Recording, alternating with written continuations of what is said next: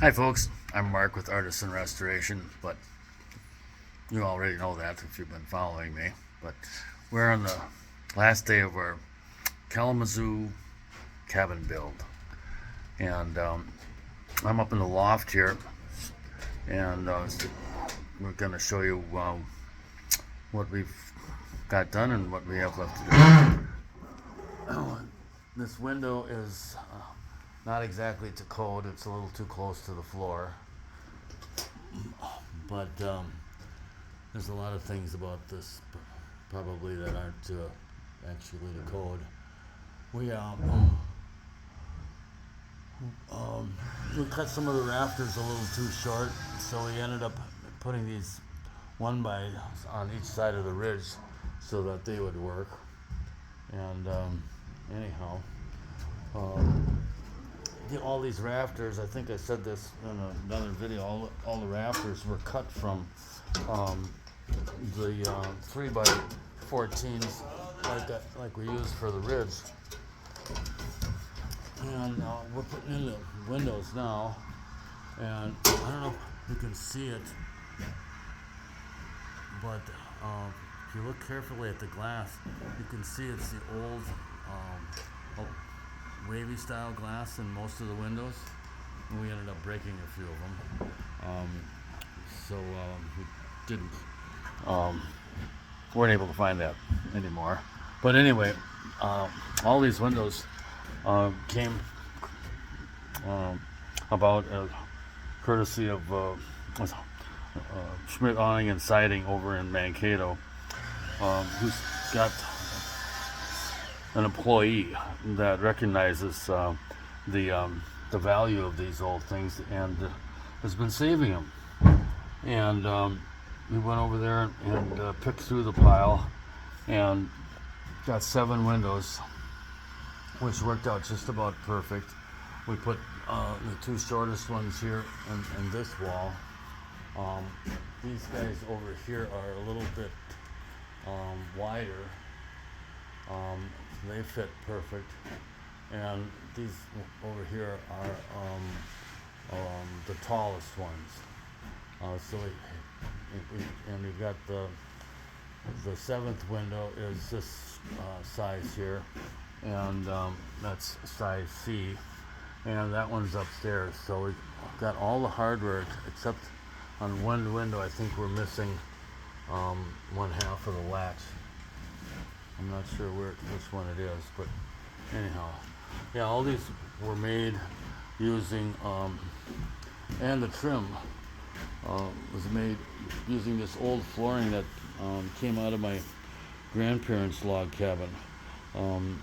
These were actually floorboards in the loft, and these areas here are where the floor beams went across them and covered them up, so that obviously they couldn't be painted. But I'm sure this is umpteen layers of lead-based paint, which will be fine here. It'll be facing inward, so no one will be exposed to it. Out here, we got a bunch of old 2x6 rafters and more barn boards for the ceiling. We knew we were going to run out, so we mixed in a couple of narrow boards here and there that were actually designed for the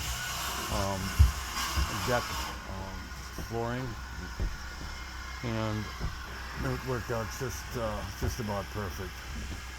So anyway, the guys are up on the roof right now.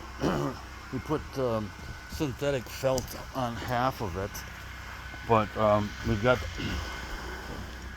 these rubber tarps, rubber roofing material that I get from a contractor near me, and I've got pallets of this stuff, and we gave them some of it to cover the logs. So what we're doing is we're gonna put rubber roofing on this side of the roof instead of that synthetic felt paper, because I'm pretty darn sure they're not going to get a roof on it this year, and this will protect it much better than that stuff. Oh, here's a piece of it This is what they call synthetic felt. It's replaced 15-pound tar paper, and it's thinner than but 15-pound felt, but it's much stronger. So anyway, here we're putting the trim on the outside of the windows. We're not doing the inside. We gotta leave some work for the owner to do. But we got some logs that are proud, and they stick out further than the window bucks because the logs in this cabin come from a number of different areas. This is an original log here, and it's too wide to fit in this wall properly. That one up there is probably a replacement, so that one doesn't stick past the window buck. But anyway, that's what we're using for the trim on the outside.